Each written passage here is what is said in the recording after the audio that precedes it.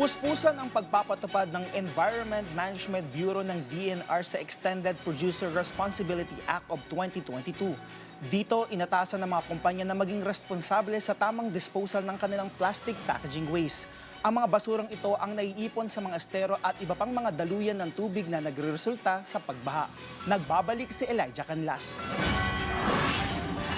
Iniulat ng Environmental Management Bureau o EMB ng DENR na umabot na sa 61 hanggang 65,000 na tonelada ang basurang nililikha ng bansa kada araw na patuloy pang tumataas dahil sa population growth, urbanization at pagbabago sa consumption patterns. Ayon kay Attorney Janice Regoso Pamet, Regional Director ng EMB-NCR, hindi lamang dami ng basura ang hamon, kundi ang tamang pamamahala nito mula segregation hanggang final disposal. Dagdag pa ng opisyal, wala pa sa 100% ang collection coverage ng mga lokal na pamahalaan, habang 63% pa lamang ng mga barangay ang may access sa Materials Recovery Facilities o MRFs para sa waste segregation at recycling. Binigyang diin ng EMB-NCR ang kahalagahan ng Republic Act No. 9003 o Ecological Solid Waste Management Act sa pagpapatupad ng source segregation, recycling, composting at tamang pagtatapon ng residual wastes.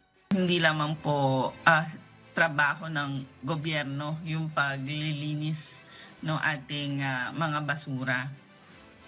Shared responsibility po ang solid waste management. May pananagutan yung bawat household, business establishment, industry, waste generator, atin pong mga local government units at atin pong komunidad. Kasunod ng epekto ng nagdaang bagyo at habagat, patuloy ang regular na paglilinis, declogging at monitoring ng mga daluyan ng tubig sa Maynila upang mabawasan ang pag-ipon ng basura sa mga kalsada at estero, lalo na tuwing panahon ng matinding pag-ulan at pagbaha. Sa Parañaque, mahigit 200 truckloads ng basura at debris ang inalis mula sa Baclaran Redemptorist Water Channel matapos ang ilang araw na tuloy-tuloy na pag-ulan dulot ng habagat. Isinagawa ang cleanup operation ng lokal na pamahalaan, katuwang ang Metro Manila Development Authority at Department of Public Works and Highways matapos maipon ang mga basura sa waterways na inanod mula sa Manila Bay dahil sa high tide. Ang EPR Act po ay isang paradigm shift sa ating solid waste management. So nasabi ko na po kanina, bukod po sa responsibility ng government at LGU ang waste, dito po under RA 11898, meron po tayong tinatawag na mga obliged enterprises o yung mga producers sa buong life cycle ng plastic packaging.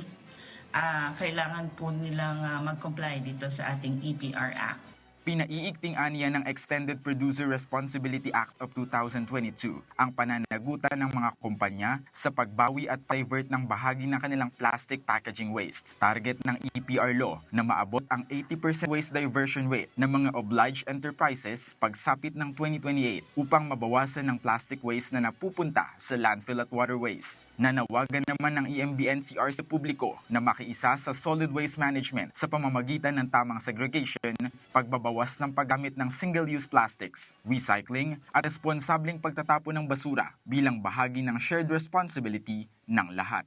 Elijah Canlas para sa Bayan.